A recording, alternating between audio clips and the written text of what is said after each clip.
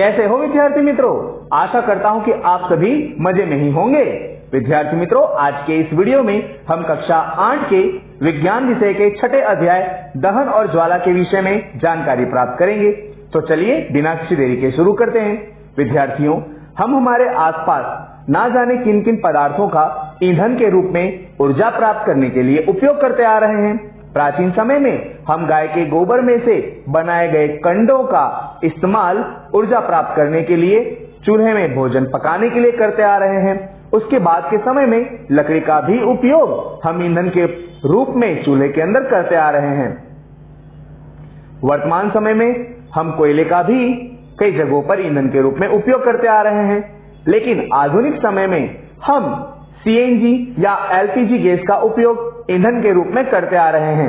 हमारे घरों में जो रसोई घर के अंदर गैस का बाटला है वह एलपीजी गैस का बाटला ही है, जिसकी सहायता से हम भोजन पकाते हैं।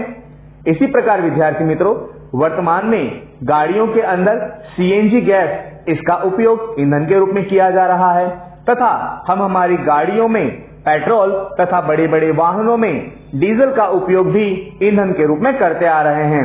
विद्यार्थी मित्रों, इस प्रकार हम जिस किसी भी पदार्थ का उपयोग ऊष्मा प्राप्त करने के लिए और प्रकाश प्राप्त करने के लिए करते हैं, वे सभी किसी न किसी प्रकार के ईंधन ही हैं, जिनका उपयोग हम लंबे समय से करते आ रहे हैं। जिस पदार्थ के दहन से प्रकाश और अथवा ऊष्मा उत्पन्न होती है वह पदार्थ ईंधन कहा जा सकता है। विद्यार्थी मित्रों, आज के इस वीडियो में हम कुछ ऐसे ही पदार्थों के विषय में चर्चा करेंगे। आप मोमबत्ती के जलने से परिचित हैं। मोमबत्ती के जलने और कोयले के जलने में आपको कुछ अंतर जरूर दिखाई देगा। विद्यार्थियों, जब आप मोमबत्ती को जलाते हैं तब आप पाएंगे कि मोमबत्ती एक ज्वाला के साथ जलती है, जबकि जो कोयला है उसमें किसी भी प्रकार की ज्वाला या ज्योति उत्पन्न नहीं होती है। वह मात्र हमें ऊर्जा प्रदान करता है, अपितु मोमबत्ती के जलने पर हमें ज्वाला भी देखने को मिलती है। यह इन दोनों के बीच में पाया जाने वाला एक बहुत बड़ा अंतर है। जलने की प्रक्रिया एक प्रकार का रासायनिक प्रक्रम है और इस रासायनिक प्रक्रम में उत्पन्न ज्वाला के प्रारूपों का हम अध्ययन करेंगे। विद्यार्थी मित्रों, अब सबसे पहले हम चर्चा करते हैं कि दहन क्या है। हमने यहाँ पर जिस किसी भी पदार्थ की चर्चा की जिसमें से हम ऊर्जा प्राप्त करते हैं या जिनका हम ईंधन के रूप में उपयोग करते हैं, उन सभी का हमें दहन कराना पड़ता है, तभी हम उसमें से ऊर्जा या प्रकाश प्राप्त कर सकते हैं। तो चलिए चर्चा करते हैं कि दहन क्या है।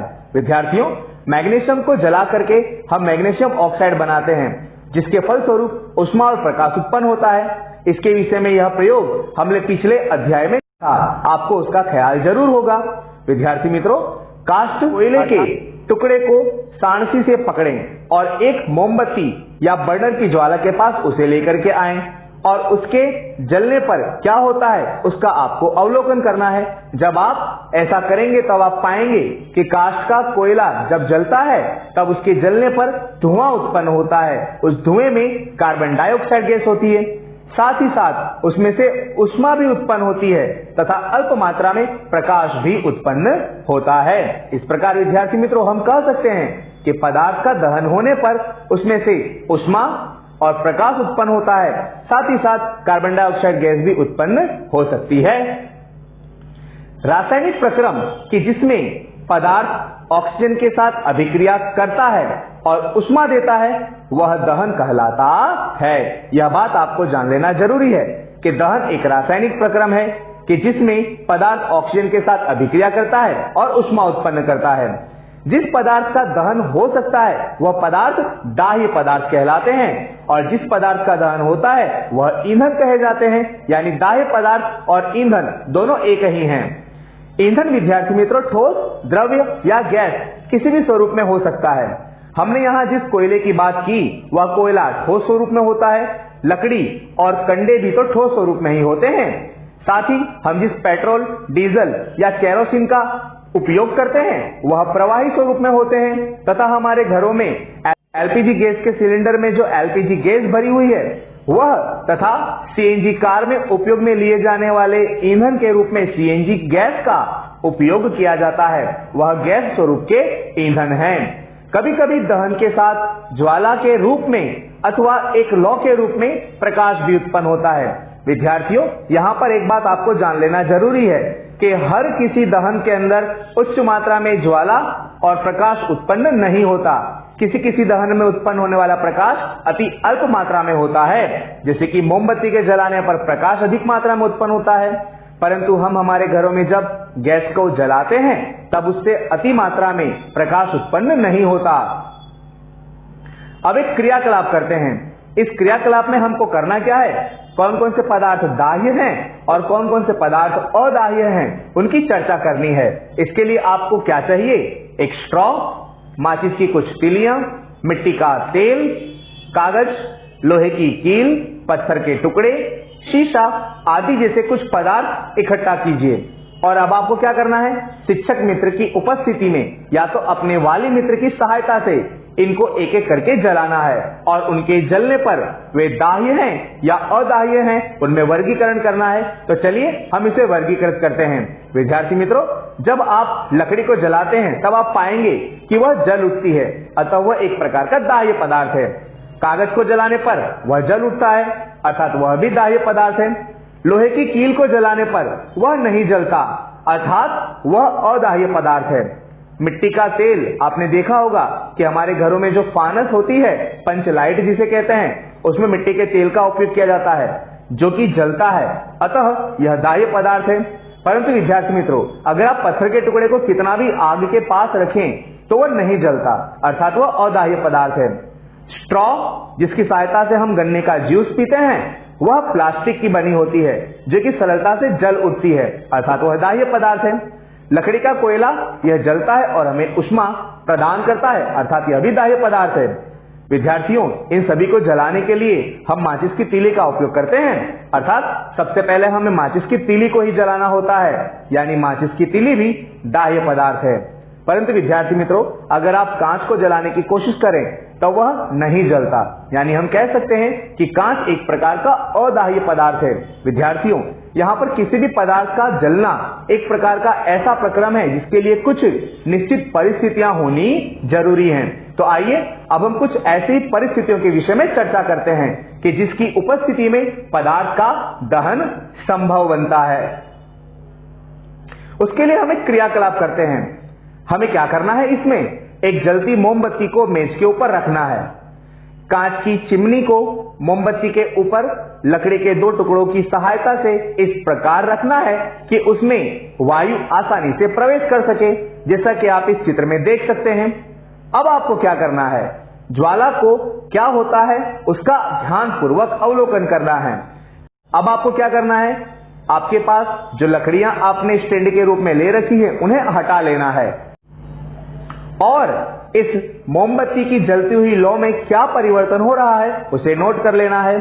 अब आपको क्या करना है, अंत में यह जो कांच की प्लेट ले रखी है उसे हमें ऊपर से ढक देना है और अब ज्वाला में क्या परिवर्तन होता है उसे आपको नोट कर लेना है। विद्यार्थी मित्रों, जब आप इनका ध्यानपूर्वक अवलोकन करें तब आप पाएंगे कि प्रथम अवस्था में ज्वाला अविरत रूप से जलती रहती है, यानी उसके जलने पर कोई प्रभाव नहीं उत्पन्न होता। परंतु जो आपने दूसरी अवस्था ली थी उस अवस्था में क्या होता है, तो कुछ देर तक हमारी जो ज्वाला है वह कंपन करती है और कुछ समय बाद धुआं उत्पन्न करके वह बुझ जाती है। तथा जो हमारी तीसरी अवस्था है उसके अंदर हम देखते हैं कि ज्वाला कंपन करके बुझ जाती है। इस प्रकार से हम कह सकते हैं विद्यार्थी मित्रों कि दहन के लिए वायु का होना अति आवश्यक है, यानी किसी भी पदार्थ को यदि हमें जलाना है तो उसके लिए वायु की उपस्थिति अनिवार्य है। हमने देखा कि प्रथम अवस्था में मोमबत्ती निर्बाध रूप से जलती है क्योंकि उसे हवा सतत मिलती रहती है, चिमनी के नीचे से अंदर हवा प्रवेश करती रहती है जिससे वह जलती रहती है। अवस्था 2 में हमने देखा कि चिमनी के नीचे से वायु प्रवेश नहीं करता, इसीलिए ज्वाला में कंपन होता है और वह धुआं उत्पन्न करती है, लंबे समय बाद वह बुझ भी जाती है। तथा जो हमने तीसरी अवस्था देखी उसमें हमने देखा कि ज्वाला बुझ जाती है क्योंकि उसको जलने के लिए जो वायु है वह उपलब्ध नहीं हो पाती। आइए विद्यार्थी मित्रों, अब एक क्रियाकलाप और करते हैं। इसमें हमें क्या करना है, एक लकड़ी या लकड़ी के कोयले का जलता हुआ टुकड़ा लोहे की प्लेट या तवे पर रखना है। इसे एक कांच के जार अथवा पारदर्शक प्लास्टिक जार की सहायता से हमें ढक देना है। आप देखेंगे कि कुछ समय बाद लकड़ी के कोयले का जलना बंद हो जाता है अब आप इसका अंदाजा लगा सकते हैं कि यह जलता हुआ बंद क्यों हो गया। बिल्कुल सही, हम ऐसा कह सकते हैं कि इसको हमें जब बंद कर दिया तब हवा मिलना बंद हो गया, जिसके फलस्वरूप जो लकड़ी जल रही थी वह जलना बंद हो जाती है। आपने सुना होगा कि जब किसी व्यक्ति के वस्त्र आग पकड़ लेते हैं तब आग बुझाने के लिए व्यक्ति को हम कंबल से ढक देते हैं।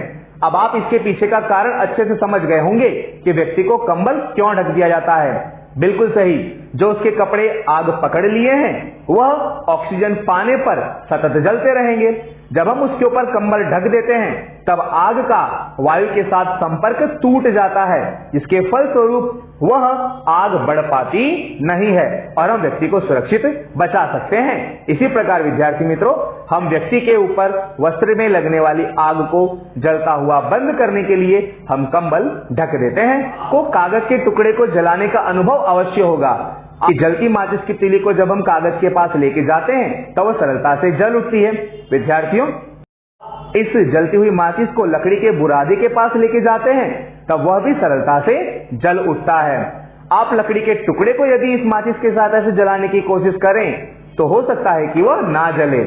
लकड़ी या कोयले को जलाने के लिए आपको कागज अथवा तो मिट्टी के तेल का उपयोग करना पड़ता है या लकड़ी के बुरादे का उपयोग करना पड़ता है। जो घास है वे अति अल्प मात्रा में ऊर्जा मिलने पर भी जल उठती है, क्योंकि किसी भी पदार्थ को तभी जलाया जा सकता है जब तक उसको उसके जलने जितना तापमान हम नहीं देते।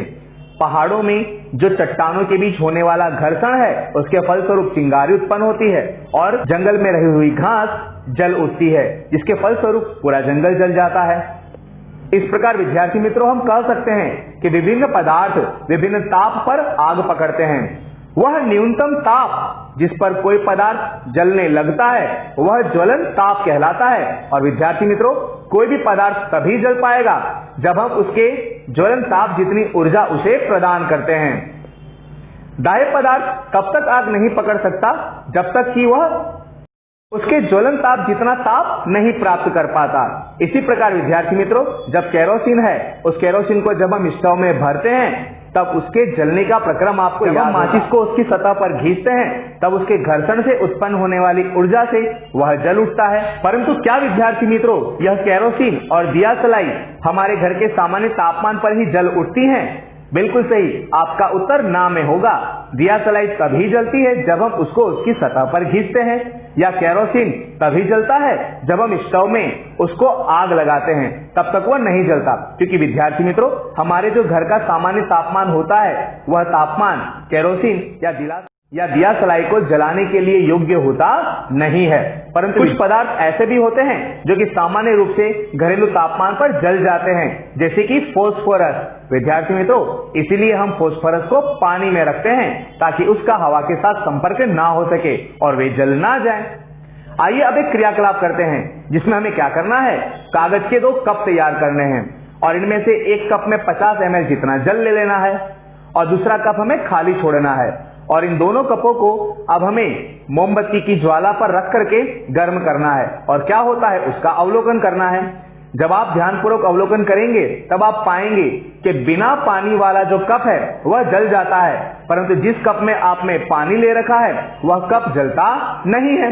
आप सोच रहे होंगे कि ऐसा क्यों होता है। विद्यार्थी मित्रों, कागज के कप को दी जाने वाली ऊष्मा चालन द्वारा जल तक पहुंच जाती है, जिससे कागज को जलने के लिए जितनी ऊर्जा चाहिए वह उसे मिल नहीं पाती। सारी की सारी ऊर्जा जल तक पहुंच जाती है। इसके फलस्वरूप हमारा कागज नहीं जल पाता। जिन पदार्थों का ज्वलन ताप बहुत ही कम होता है और जो ज्वाला के साथ सरलता पूर्वक आग पकड़ लेते हैं, ऐसे पदार्थ ज्वलनशील पदार्थ कहलाते हैं। विद्यार्थी मित्रों, आप ऐसे ज्वलनशील पदार्थों के बारे में जानते हैं जैसे कि पेट्रोल, अल्कोहल या एलपीजी गैस। यह त्वरित मात्रा में आग पकड़ लेती है। इसके कुछ उदाहरण हम प्रयोग करके समझते हैं। मेरे पास विद्यार्थी मित्रों एक बॉडी स्प्रे है और एक अल्कोहल बेस्ड सैनिटाइजर है। मैं बारी बारी से इनका दहन करा करके इनके दहन का अवलोकन करूंगा। सबसे पहले विद्यार्थी मित्रों, मैं अवलोकन करता हूं इस बॉडी स्प्रे का। जैसे ही मैं दिया सलाई को जला करके उसे बॉडी स्प्रे के पास ले जाकर उस पर जैसे ही मैं बॉडी स्प्रे छांटता हूँ तब आप पाएंगे कि वह बिल्कुल त्वरित रूप से जल उठता है। विद्यार्थी मित्रों, इस पर से हम ऐसा कह सकते हैं कि यह बॉडी स्प्रे में उपयोग में लिया गया जो पदार्थ है वह एक तरह से ज्वलनशील पदार्थ है।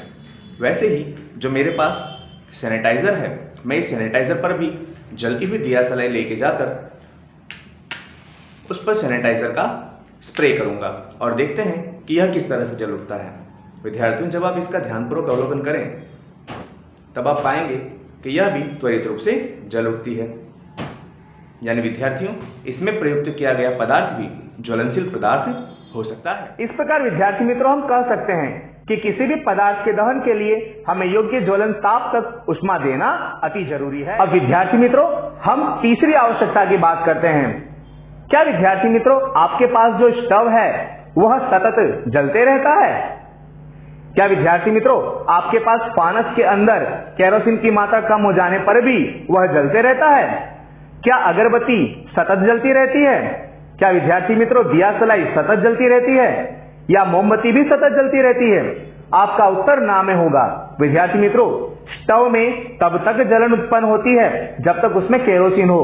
उसी प्रकार फानस भी तब तक जलता है जब तक उसमें केरोसिन होता है। अगरबत्ती भी तब तक जलती है जब तक उसमें अगरबत्ती का जलने वाला मेल आ रहा होता है। दिया सलाई भी तब तक जलती है जब तक कि उसकी डंडी खत्म ना हो जाए, और मोमबत्ती भी जब तक संपूर्ण नहीं जल जाती तब तक ही जलती है। हम देख सकते हैं कि यहाँ पर किसी भी पदार्थ के दहन के लिए उन्हें सतत ईंधन मिलते रहना जरूरी है। इस प्रकार विद्यार्थी मित्रों, किसी भी दहन के लिए तीसरी अति महत्व की आवश्यकता है कि ईंधन सतत मिलते रहना चाहिए।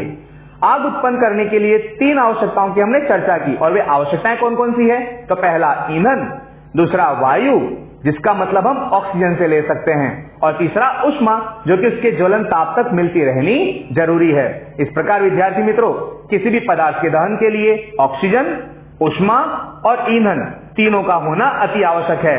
यदि इनमें से किसी एक की भी मात्रा में कमी की जाए तो पदार्थ का दहन रुक सकता है। विद्यार्थी मित्रों, आज की इस वीडियो में हमने ईंधन के लिए आवश्यक शर्तों के विषय में जानकारी प्राप्त की कि किसी भी पदार्थ के दहन के लिए हमें क्या क्या आवश्यकताएं होनी चाहिए या किन किन परिस्थितियों का होना जरूरी है। आशा करता हूं कि आपने इस वीडियो को देख करके ज्ञान प्राप्त किया होगा। विद्यार्थियों, आप इस वीडियो को अपने अन्य मित्रों को भी शेयर करें ताकि वे भी इसे देख करके ज्ञान प्राप्त कर सकें। हमारे चैनल को सब्सक्राइब जरूर करें ताकि जब भी हम नया वीडियो अपलोड करें आपको उसका नोटिफिकेशन मिल जाए और आप उसे देख सकें।